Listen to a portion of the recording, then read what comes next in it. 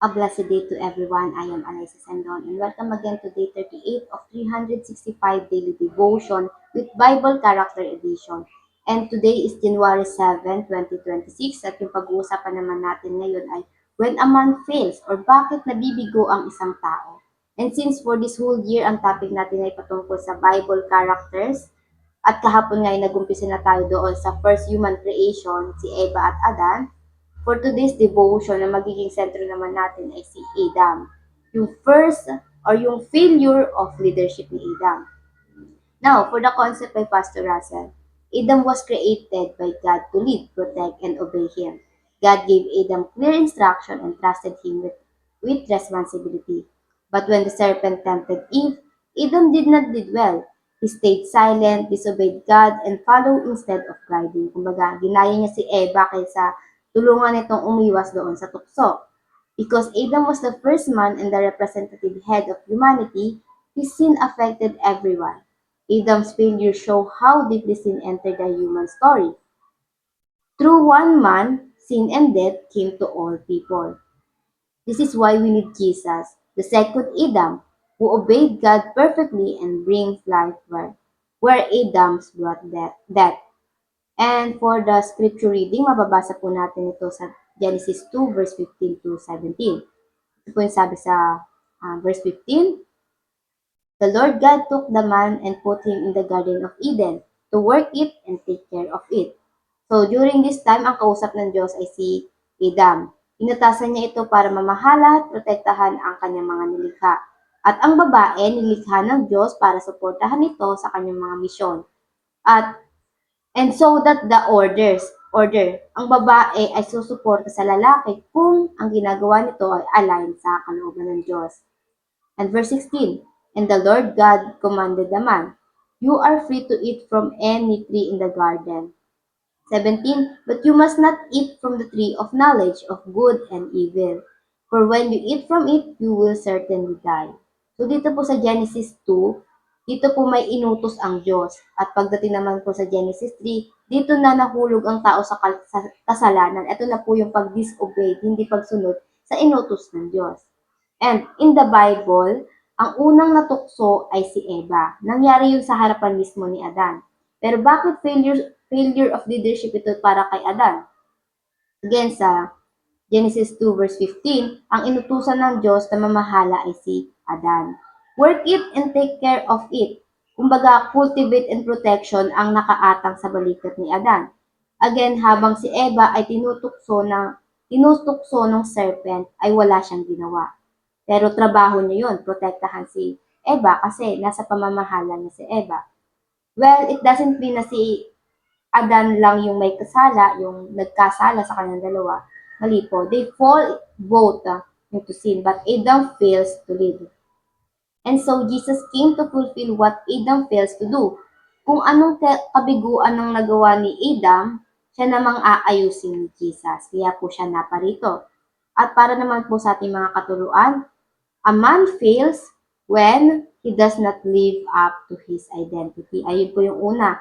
Hindi maipamuhay ng lalaki or nung tao. Ito pong teaching natin ay both applicable sa male and female. So, a man fails when he does not live up to his identity.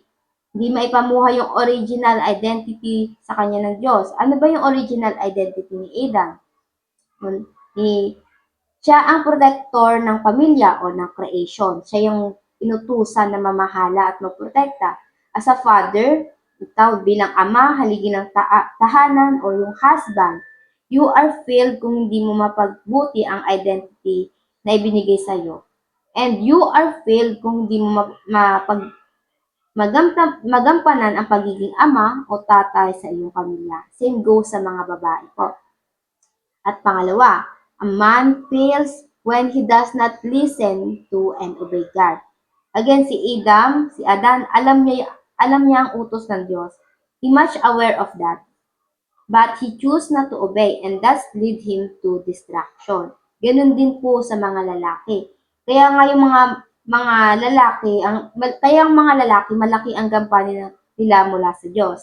Dapat nga ang lalaki ang pinakaunang lumuluhod sa Diyos para sa kanyang pamilya. Pray over the victory of his family.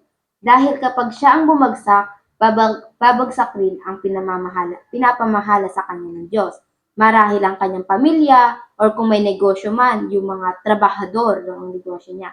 And God gave a mission to a man. Ano yung mission na yon? Yun yung mission na mamahala ka, maging protekta ka, maging guide ka doon sa creation ng Panginoon. And that could be your identity. At pangatlo, a man fails when he does not assume godly leadership. Maka-Diyos na pamumuno, ito yung dapat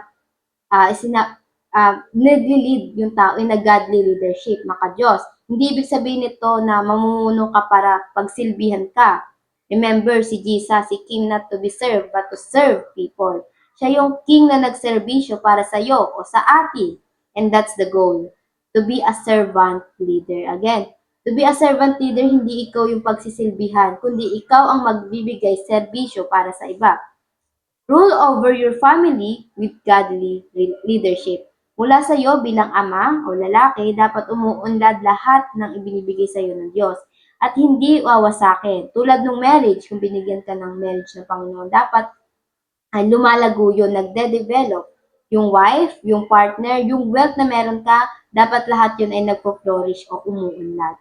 And again, para sa ating katuruan, a man fails when he does not live up to his identity. Pangalawa, he does not listen to God. He does not listen and obey God. Pangatlo, he does not assume godly leadership.